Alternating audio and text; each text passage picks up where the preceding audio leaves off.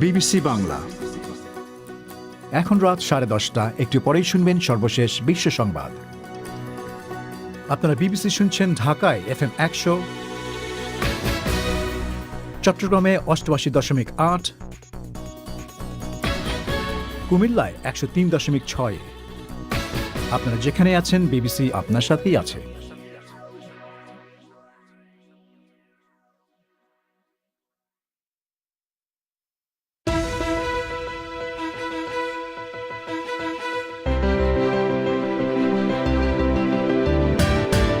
BBC বাংলায় রাতের অধিবেশন পরিক্রমায় প্রধান খবর, ইসরায়েলি প্রধানমন্ত্রী নেতানিয়াহু সৌদি আরবে গিয়ে প্রিন্স মোহাম্মদ বিন সালমানের সঙ্গে বৈঠক করেছেন বলে ইসরায়েলি মিডিয়া খবর দিচ্ছে।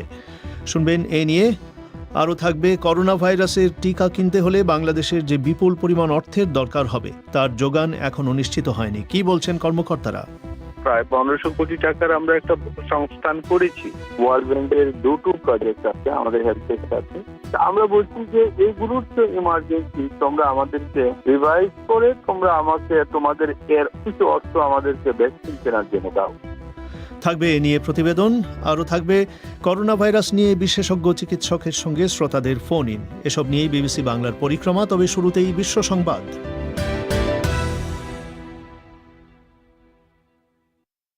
বিবিসি বাংলা খবর পড়ছি মিজানুর রহমান খান। ইসরায়েলের একাধিক সংবাদ মাধ্যমে বলা হচ্ছে, প্রধানমন্ত্রী বেনিয়ামিন নেতানিয়াহু সৌদি আরবে গিয়ে সেখানে যুবরাজ মোহাম্মদ বিন সালমানের সঙ্গে গোপনে বৈঠক করেছেন। কোনো ইসরায়েলি নেতার সৌদি আরব সফরের এটাই এ যাবৎকালের প্রথম খবর। এই বৈঠকের খবর এখনও সরকারিভাবে স্বীকার করা হয়নি।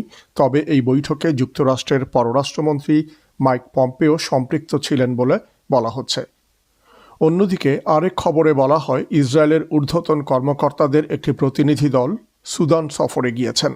গত মাসে সুদান ও ইসরায়েল সম্পর্ক স্বাভাবিক করতে রাজি হবার পর এটাই এ ধরনের প্রথম সফর।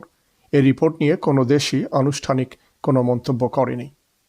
ব্রিটেনের অক্সফোর্ড বিশ্ববিদ্যালয় ও অ্যাস্ট্রাজেনেকার তৈরি করা করোনা ভাইরাস টিকার একটি বড় আকারের পরীক্ষার ফলাফলে দেখা যাচ্ছে, ভ্যাকসিনটি মানবদেহে প্রয়োগ করা হলে তা মাত্রাভেদে 70% থেকে 90% পর্যন্ত ক্ষেত্রে কোভিডের লক্ষণ দেখা দেয়া প্রতিরোধ করতে পারে। এই টিকাটি এখন পরীক্ষার চূড়ান্ত পর্যায়ে রয়েছে। এর আগে ফাইজার ও মডার্নার তৈরি দুটি টিকা 95% সুরক্ষা দিতে পারে বলে জানানো হয়। তবে অক্সফোর্ড অ্যাস্ট্রাজেনেকা টিকাটি অনেক সস্তা এবং সহজে সংরক্ষণযোগ্য বলে বলা হচ্ছে। করোনা ভাইরাস লকডাউনের কারণে এবছরের প্রথম দিকে কার্বন ডাই অক্সাইডের নির্গমন কমে গেলেও পৃথিবীর বায়ুমণ্ডলে সার্বিকভাবে এর মাত্রা এখনও বেড়ে চলেছে। তবে বিশ্ব আবহাওয়া সংস্থা বলছে, কার্বন ডাই অক্সাইডের মাত্রা বাড়ার হার কিছুটা কমেছে। কার্বন ডাই অক্সাইডের কারণেই বিশ্বের তাপমাত্রা বাড়ছে। ফ্রান্সের সাবেক প্রেসিডেন্ট নিকোলাস সার্কোজি এক দুর্নীতির মামলায় বিচারের জন্য এই প্রথম আদালতে হাজির হয়েছেন। তার বিরুদ্ধে অভিযোগ যে তিনি গোপন তথ্য পাবার জন্য একজন বিচারককে ঘুষ দেবার চেষ্টা করেছিলেন। তবে মিস্টার সার্কোজি এই অভিযোগ অস্বীকার করেছেন। বিবিসি বাংলার পরিক্রমায় আপনাদের স্বাগত জানাচ্ছি। আমি পুলক গুপ্ত। একটু আগেই শুনলেন যে ইসরায়েলের একাধিক সংবাদ মাধ্যমে বলা হচ্ছে যে প্রধানমন্ত্রী বেনিয়ামিন নেতানিয়াহু সৌদি আরবে গিয়ে সেখানকার যুবরাজ মোহাম্মদ বিন সালমানের সঙ্গে গোপনে এক বৈঠক করেছেন। সৌদি আরবের নিয়ম শহরে ওই বৈঠকে মার্কিন পররাষ্ট্রমন্ত্রী মাইক পম্পেও সম্পৃক্ত ছিলেন বলে বলা হচ্ছে। বৈঠকটির খবর এখনও সরকারিভাবে স্বীকার করা হয়নি। আরও শুনুন মানসী বড়ুয়ার কাছে। এ খবর যদি সত্যি হয়ে থাকে তাহলে ঐতিহাসিকভাবে পরস্পরের বৈরী এই দুই দেশ, ইসরায়েল এবং সৌদি আরবের নেতাদের মধ্যে এটিই হবে প্রথম বৈঠক। ইসরায়েলি সংবাদ মাধ্যমে বিভিন্ন সূত্রের বরাত দিয়ে বলা হচ্ছে, প্রিন্স মোহাম্মদ বিন সালমান এবং মার্কিন পররাষ্ট্রমন্ত্রী মাইক পম্পেওর সাথে সাক্ষাৎ করতে ইসরায়েলি প্রধানমন্ত্রী বেনিয়ামিন নেতানিয়াহু এবং গুপ্তচর সংস্থা মোসাদের প্রধান ইয়োসি কোহেন গোপনে সৌদি আরবের নেওম শহরে গিয়েছিলেন। আর ওয়াল স্ট্রিট জার্নালে একটি সৌদি সূত্র উদ্ধৃত করে খবরটি প্রচার করা হয়। তবে এমন কোনো খবর এখনো পর্যন্ত কোনো পক্ষ থেকেই সরকারিভাবে নিশ্চিত করা হয়নি। তবে ফ্লাইট ট্র্যাকিং উপাত্ত থেকে দেখা যায়, মিস্টার নেতানিয়াহু ব্যবহার করেছেন এমন একটি জেট বিমান রোববার সন্ধ্যায় সৌদি আরবের নেওম শহরে গিয়েছিল। বিবিসির জেরুজালেম সংবাদদাতা বলছেন, যুবরাজ মোহাম্মদের সঙ্গে মিস্টার নেতানিয়াহুর সাক্ষাতের বিরাট গুরুত্ব রয়েছে। তবে এ দুটি দেশের মধ্যে পূর্ণ কূটনৈতিক সম্পর্ক স্থাপনের পথে বড় কিছু বাধা এখনো রয়ে গেছে। যুক্তরাষ্ট্র চাইছে ইসরায়েল এবং সৌদি আরবের মধ্যে সম্পর্ক স্বাভাবিক হোক। প্রেসিডেন্ট ট্রাম্প সম্প্রতি এমন কিছু সমঝোতায় মধ্যস্থতা করেন, যার ফলে ইসরায়েলের সাথে সংযুক্ত আরব আমিরাত, বাহরাইন এবং সুদানের কূটনৈতিক সম্পর্ক স্থাপিত হয়। সৌদি আরব তখন সতর্কভাবে এসব উদ্যোগকে স্বাগত জানিয়েছিল, তবে তারা আভাস দিয়েছিল যে তারা এ ধরনের কোনো পদক্ষেপ নেবে না যতক্ষণ পর্যন্ত ইসরায়েল এবং ফিলিস্তিনিদের মধ্যে একটি শান্তি চুক্তি না হয়। মানসী বড়ুয়া। 16 কোটি মানুষের দেশ বাংলাদেশে করোনা ভাইরাস টিকা কেনার জন্য যে বিপুল পরিমাণ অর্থের দরকার হবে তার যোগান এখনও নিশ্চিত হয়নি। কর্মকর্তারা বলছেন যে ভ্যাকসিন কেনার দৌড়ে থাকার জন্য নিজস্ব উৎস থেকে 1,500 কোটি টাকার ব্যবস্থা করা হয়েছে। তবে আরও অর্থের জন্য বিশ্বব্যাংক সহ আন্তর্জাতিক বিভিন্ন সংস্থার কাছে বাংলাদেশ অর্থ সহায়তা চেয়েছে। বিশেষজ্ঞরা বলছেন, সবচেয়ে কম দামের ভ্যাকসিন কিনতে হলেও বাংলাদেশকে বিপুল টাকা খরচ করতে হবে। ঢাকা থেকে কাদির কল্লোল। ভ্যাকসিন কেনার জন্য সরকার দেশের নিজস্ব উৎস থেকে 1,500 কোটি টাকার সংস্থান করার কথা বলেছে। তবে কর্মকর্তারা যে তথ্য দিয়েছেন তাতে দেখা যাচ্ছে অক্সফোর্ডের ভ্যাকসিনের প্রতি ডোজ বাংলাদেশের জন্য $5 করে পড়তে পারে। সবচেয়ে কম দামে এই ভ্যাকসিনের 3 কোটি ডোজের জন্য বিপুল অঙ্কের অর্থ গুনতে হবে। কর্মকর্তারা বলেছেন, বাংলাদেশ বিশ্বব্যাংকের কাছে $50 কোটি সহায়তা চেয়েছে, যা 4,500 কোটি টাকার মতো।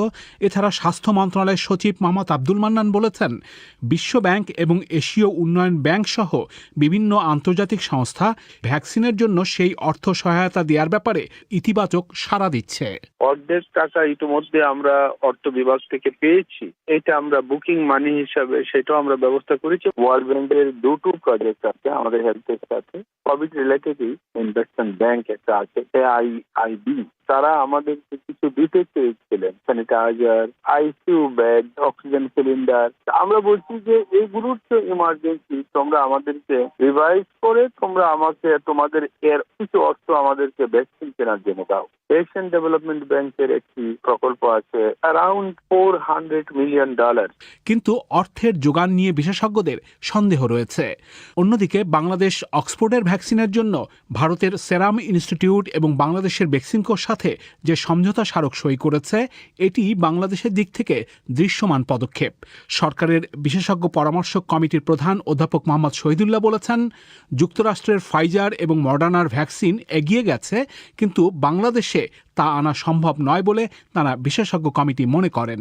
ফাইজার বা মডার্না তারা যে ভ্যাকসিনে ওইটার যে চ্যালেঞ্জটা হবে দুটো, একটি হলো ইউনাইটেড স্টেটসেও তারা বিক্রি করবে $37। এটা অনেক দাম বেশি পড়বে দুইটা ডোজ যদি হয়। সেকেন্ড হলো এইটার মডার্নারটা হলো -20 আর ফাইজারের হলো -70 to -80, ওই টেম্পারেচার মেনটেন করা। তো ওই টেম্পারেচারেই জেলা উপজেলায় পৌঁছানো, এটা একটা চ্যালেঞ্জ। ঢাকা বিশ্ববিদ্যালয়ের স্বাস্থ্য অর্থনীতি ইনস্টিটিউটের পরিচালক অধ্যাপক নাসরিন সুলতানাও মনে করেন, যুক্তরাষ্ট্রের কোম্পানিগুলোর ভ্যাকসিন বাংলাদেশের জন্য উপযোগী হবে না। ফাইজারের যে ভ্যাকসিনটা যে টেম্পারেচার রাখতে হবে সেটা বাংলাদেশে সেই পরিমাণ আমাদের ক্যাপাসিটি নেই, কাজে ওইদিকে আমি চিন্তা করতে পারছি না। আমরা হয়তো এই দৌড়ে হয়তো একটু পিছিয়ে আছি, বাট এক্ষেত্রে আমাদের খুব রকমের চেষ্টার ঘাটতি নেই, কারণ আমরা সবসময় এই ধরনের ভ্যাকসিনেশন আনা যেখানে আমাদের ধরেন এই সাপ্লাইস আমরা খুব একটা বেশি দেরি করছি না। কর্মকর্তারা অবশ্য বলেছেন, ফাইজার এবং মডার্নার ভ্যাকসিন নিয়ে সরকার ভাবছে না।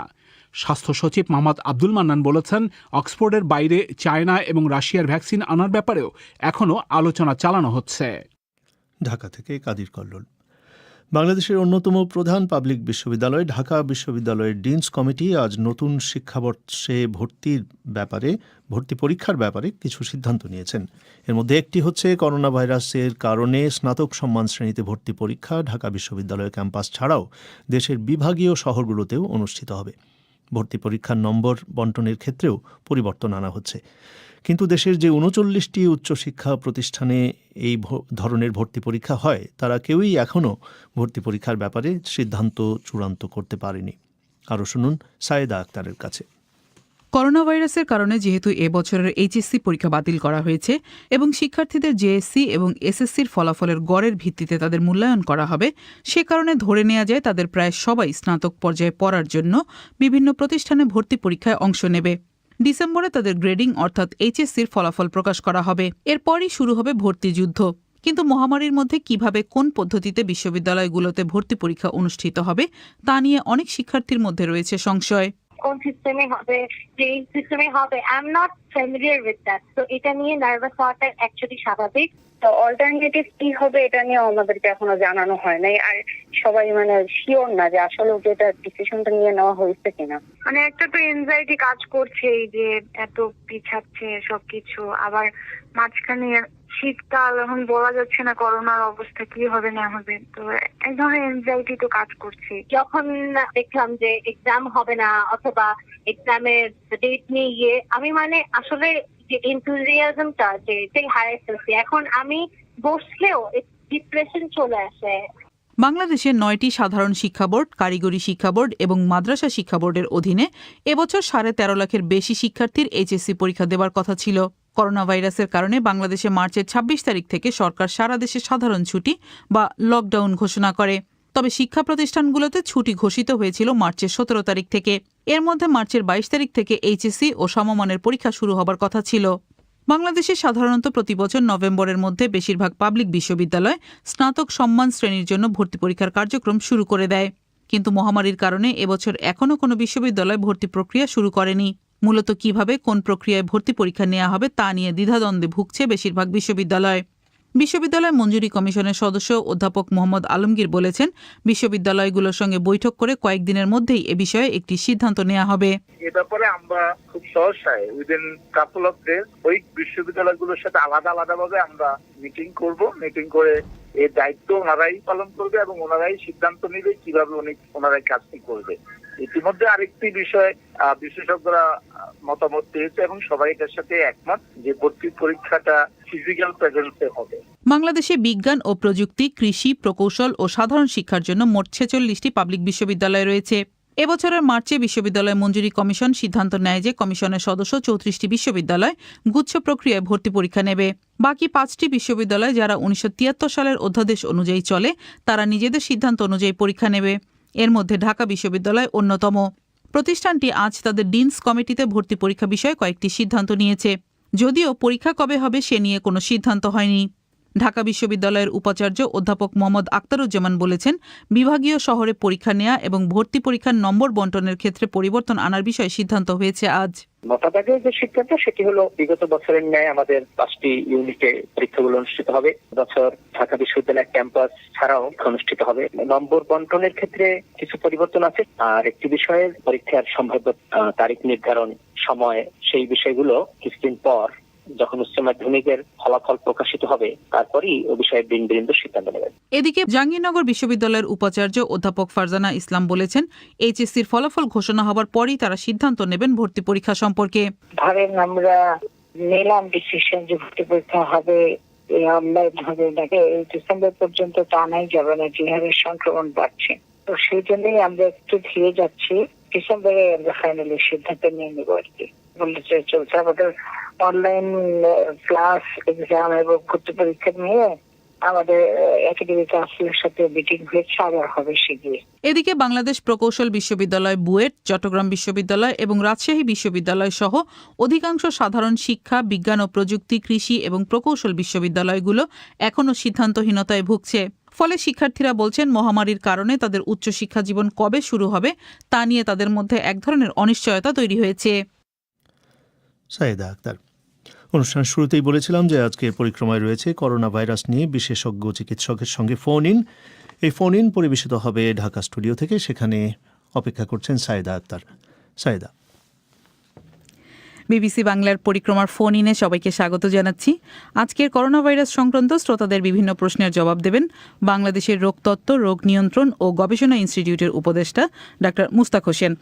এতে যোগ দিতে চাইলে শ্রোতারা 017141155578 এই নম্বরে SMS করে আপনাদের নাম ঠিকানা জানিয়ে দিতে পারেন। আমরা চলে যাব আমাদের শ্রোতাদের কাছে, যেখানে টেলিফোনে অলরেডি অপেক্ষা করছেন নেত্রকোনার একজন শ্রোতা, তার নাম রিনা হায়াত। আজকে আমাদের বিশেষজ্ঞের কাছে আমাদের প্রশ্ন ছিল, এই যে একদিকে প্রচন্ড শীত, অন্যদিকে করোনা, এই প্রচন্ড শীতের মধ্যে প্লাজমা রোগী এই বেড়ে যাওয়াতে দেখা যাচ্ছে যে করোনায় রূপ নেওয়া হচ্ছে এবং আতঙ্কে আছে করোনার ভয়ে। এমন অবস্থা এই শীতে অ্যাজমা রোগীদের করণীয় কি? জি, আপনার প্রশ্নের জন্য ধন্যবাদ। শীতে ঠিকই বলেছেন, শীতে আমাদের যারা বিশেষ করে যারা প্রবীণ মানুষ, শিশু এবং যারা আগে থেকেই শ্বাসতন্ত্রের বিভিন্ন সমস্যায় ভুগছেন, তাদের নানা সমস্যা দেখা দিতে পারে এবং তার সাথে যদি কোভিড-19 সংক্রমণ হয় তাহলে অবস্থাটা বেশ জটিল পর্যায়ে যেতে পারে।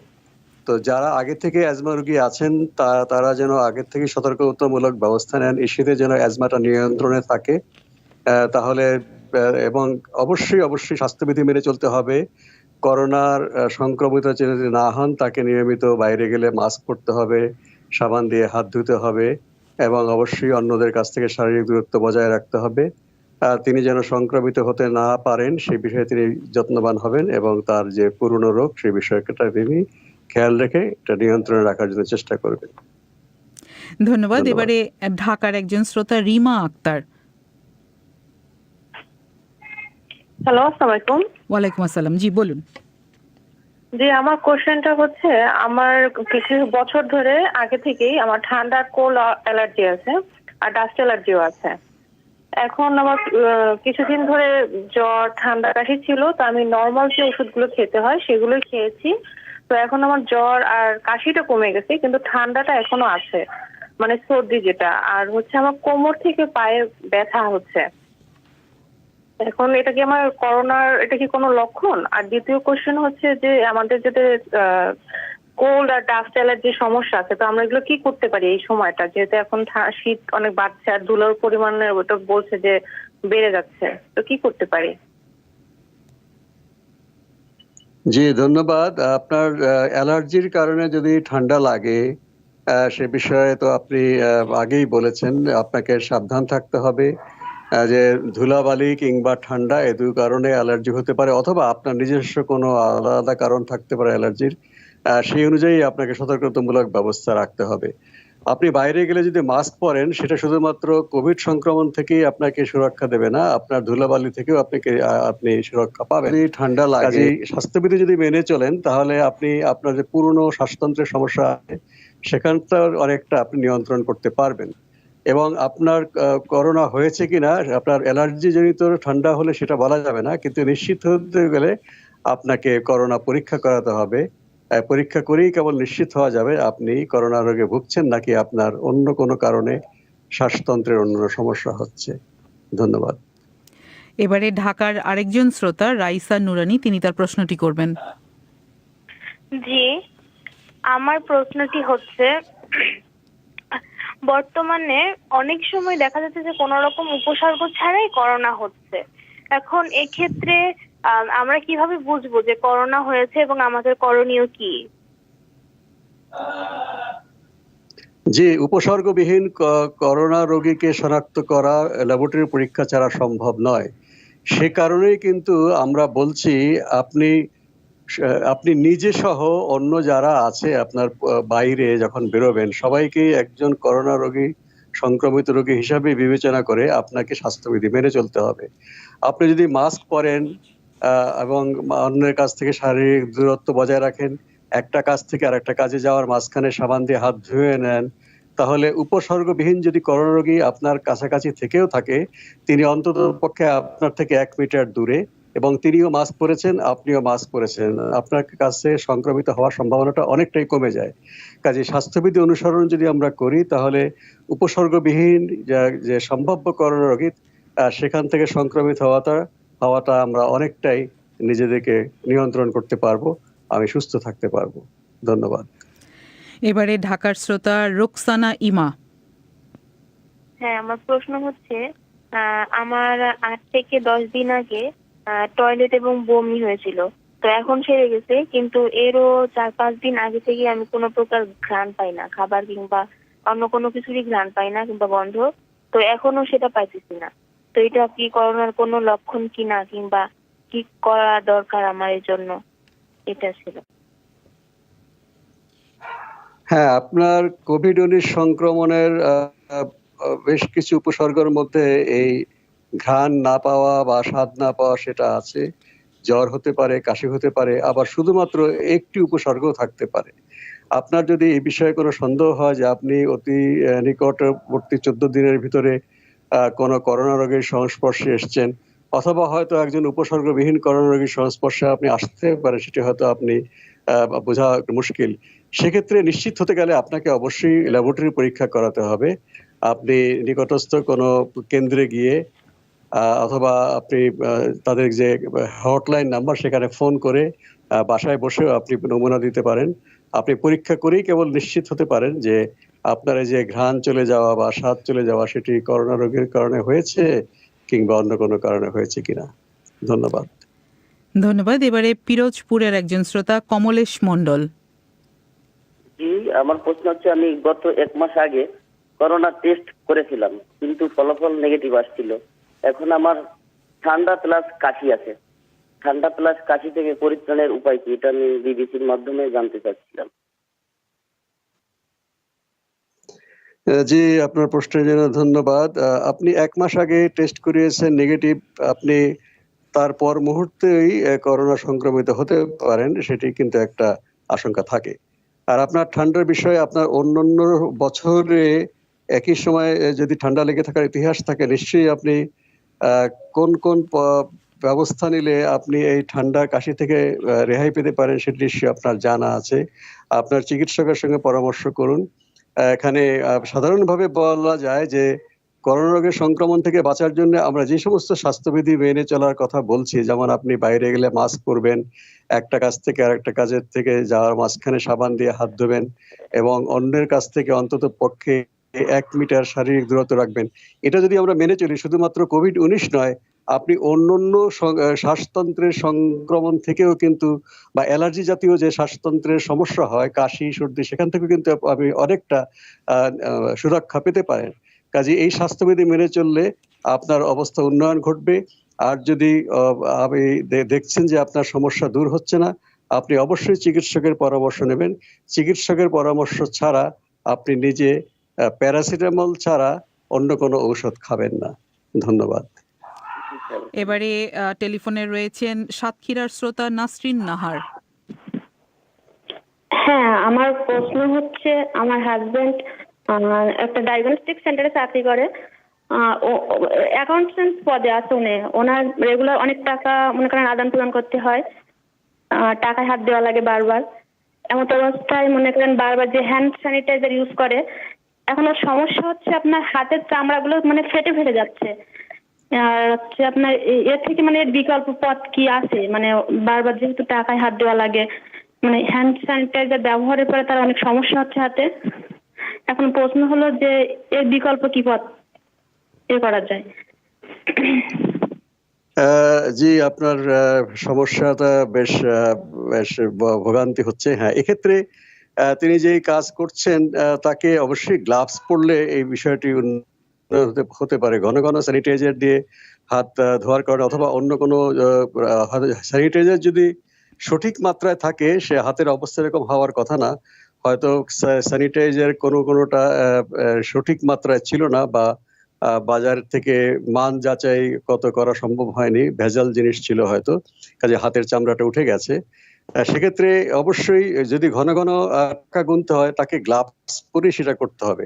তবে গ্লাভস পরে টাকা গোনা যদি সমস্যা হয়, সেক্ষেত্রে হাতে অন্য কোনো ভাবে একটা আবরণ দিয়ে সেটা করা দরকার। আর স্যানিটাইজারের সমস্যা হলে সাবান পানি দিয়ে হাত ধোয়াটা ভালো। সাবান পানি দিয়ে হাত ধুলে, তবে হাত যদি ফেটে গিয়ে থাকে সেটাও সমস্যা হবে।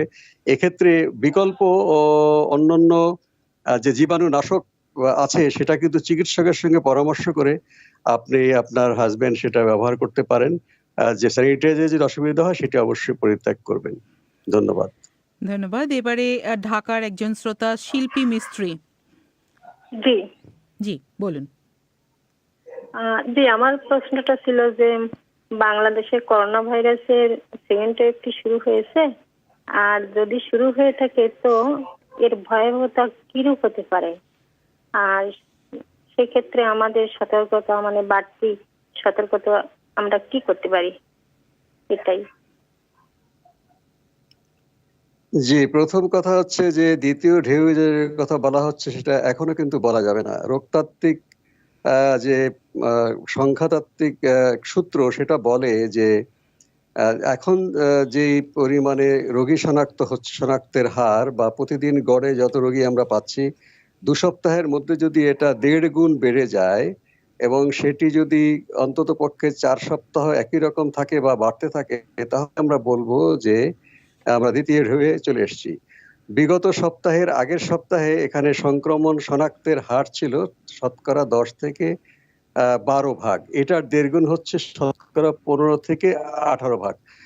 সেই সপ্তাহের পরবর্তী দ্বিতীয় সপ্তাহ এখন চলছে। তৃতীয় সপ্তাহে গিয়ে যদি শনাক্তের হার শতকরা ১৫ বা তার বেশি থাকে এবং সেটি অব্যাহত থাকে, তাহলে হয়তো আমরা বলতে পারি আমরা দ্বিতীয় ঢেউয়ে প্রবেশ করেছি। এই সময় আমাদের সতর্কতা, এখন যে সমস্ত সতর্কতা মেনে চলবার জন্য স্বাস্থ্য বিভাগ থেকে বলা হচ্ছে সেগুলোই মেনে চলতে হবে। যে সমস্ত ক্ষেত্রে আমাদের দুর্বলতা আছে সেই দুর্বলতাগুলো কাটিয়ে তুলতে হবে। স্বাস্থ্যবিধি মেনে চলতে হবে। যাদের করোনার লক্ষণ আছে তারা পরীক্ষা করিয়ে তিনি আইসোলেশনে থেকে চিকিৎসা নেবেন। তার ঘনিষ্ঠ সংস্পর্শে আসা ব্যক্তিরা কোয়ারেন্টাইনে থাকবেন। এই রোগী শনাক্ত ব্যক্তি আলাদা হয়ে চিকিৎসা নেওয়া এবং স্বাস্থ্যবিধি মেনে চলা সবার জন্য, এবং অন্যান্য যে স্বাস্থ্যবিধিগুলো আছে সেগুলো যদি মেনে চলি, তাহলেই আমরা, যদি দ্বিতীয় ঢেউ এসেও যায়, আমরা নিশ্চয়ই নিরাপদ থাকতে পারবো এবং করোনা সংক্রমণকে আমরা নিয়ন্ত্রণে নিয়ে আসতে পারবো। ধন্যবাদ। ধন্যবাদ। শ্রোতাদের এই ফাঁকে জানিয়ে রাখি, বিবিসি বাংলার পরিক্রমায় সপ্তাহে সোম এবং বুধ এই 2 দিন করোনা ভাইরাস ও স্বাস্থ্য বিষয়ক শ্রোতাদের বিভিন্ন প্রশ্নের জবাব দেন একজন বিশেষজ্ঞ চিকিৎসক। করোনা ভাইরাস এবং স্বাস্থ্য সংক্রান্ত যে কোনো প্রশ্ন থাকলে আপনারা আমাদের কাছে পাঠিয়ে দিতে পারেন SMS করে 017141155578 এই নম্বরে। অনুষ্ঠানের আগে আমরা এই যোগাযোগ করব আপনাদের সঙ্গে। এবারে আমাদের খুলনার একজন শ্রোতা শেখ শহীদুল ইসলাম, তিনি রয়েছেন টেলিফোন লাইনে। তিনি তার প্রশ্নটি করবেন। আমি অনুরোধ করব খুবই সংক্ষেপে প্রশ্নটি করার জন্য। আমার প্রশ্ন হলো, বর্তমান তো শীতকাল শুরু হয়ে গেছে। এখন আমি বসবাস করি খুবই প্রত্যন্ত গ্রামে। এখন প্রাথমিকভাবে কি চিকিৎসা দিলে একজন রোগী হাসপাতাল পর্যন্ত যেতে পারে? অর্থাৎ আমার বাড়ি থেকে হাসপাতাল প্রায় ৩৫ কিলোমিটার দূরে, আমাদের খুলনা মেডিকেল কলেজ হাসপাতাল, এবং উপজেলা স্বাস্থ্য কমপ্লেক্স ১৫ কিলোমিটার দূরে। তাতে প্রাথমিক কি ওষুধ রাখলে, ঘরে রাখলে আমি একজন রোগীকে সুস্থভাবে হাসপাতালে পাঠাতে পারি স্যার? জি, ধন্যবাদ। আপনি সম্ভবত করোনা রোগে যদি সংক্রমণ হওয়ার আশঙ্কা করেন সেই ক্ষেত্রে বলছেন, ধরে নিয়ে আমি বলছি। জ্বর যদি হয় বা কাশি হয় বা আপনার শ্বাস নিতে অসুবিধা হয়, তাহলে হয়তো আপনি ধরে নিতে পারেন আপনার এই সময় করোনা হয়েছে। যদি আপনার এলাকাতে, আপনি প্রত্যন্ত অঞ্চলে থাকেন, আপনার আশেপাশে যদি করোনা রোগী থেকে থাকে, তাহলে সেই আশঙ্কাটা আরো বেশি করে করা যেতে পারে। সেক্ষেত্রে আমি অনুরোধ করব, যেহেতু আপনার হাসপাতাল কাছে নেই, এরকম উপসর্গ দেখা দিলে আপনি জ্বর হলে প্যারাসিটামল খাবেন, বা কাশি হলে অ্যান্টিহিস্টামিন ট্যাবলেট বা কোনো সিরাপ খেতে পারেন। কিন্তু আপনার তখনই রওনা হয়ে যাওয়া উচিত হাসপাতালের অভিমুখে। কারণ যদি আপনার জটিলতাটা বৃদ্ধি পায়, বিশেষ করে আপনার বয়স যদি ৬০-এর বেশি হয়, কিংবা আপনার যদি আগে থেকে ডায়াবেটিস, উচ্চ রক্তচাপ থেকে থাকে, অনেক সময় একজন রোগী হয়তো জানেন না তার উচ্চ রক্তচাপ আছে বা ডায়াবেটিস আছে। সেক্ষেত্রে ঝুঁকি না নিয়ে আমার পরামর্শ হলো, আপনার যদি জ্বর বা কাশি বা অন্যরকম কোনো করোনার উপসর্গ থাকে, যেটা আপনি হয়তো জানেন, আপনি প্যারাসিটামল খেয়ে জ্বরটা নিয়ন্ত্রণ করবেন, কিন্তু সঙ্গে সঙ্গে আপনি হাসপাতালের দিকে রওনা করবেন। সেটাই আমাদের পরামর্শ। ডক্টর মুশতাক হোসেন, আপনাকে অনেক ধন্যবাদ। সেই সঙ্গে যারা আজকের এই ফোন ইনে অংশ নিয়েছিলেন তাদেরও সবাইকে ধন্যবাদ জানাচ্ছি। সকলকে ফিরিয়ে নিয়ে যাব বিবিসির লন্ডন স্টুডিওতে, সেখানে রয়েছেন পুলক গুপ্ত। ধন্যবাদ সাইদা। শুনছিলেন আজকের ফোন ইন। অনুষ্ঠান শেষ করবার আগে প্রধান খবর আরেকবার। ইসরায়েলি প্রধানমন্ত্রী নেতানিয়াহু সৌদি আরবে গিয়ে প্রিন্স মোহাম্মদ বিন সালমানের সঙ্গে বৈঠক করেছেন বলে ইসরায়েলি মিডিয়া খবর দিচ্ছে। আর ব্রিটেনের Oxford AstraZeneca vaccine corona virus সংক্রমণ ঠেকাতে শতকরা ৭০ থেকে ৯০ ভাগ পর্যন্ত কার্যকর এবং অনেক সস্তা ও সহজে সংরক্ষণযোগ্য বলে বলা হচ্ছে।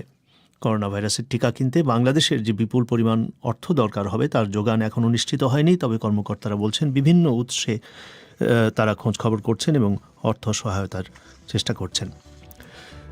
শেষ করছি পরিক্রমা। আমাদের পরবর্তী অধিবেশন প্রবাহ আগামীকাল সন্ধ্যে 7:30টায় শুনবেন আশা করে। এখানেই বিদায় নিচ্ছি।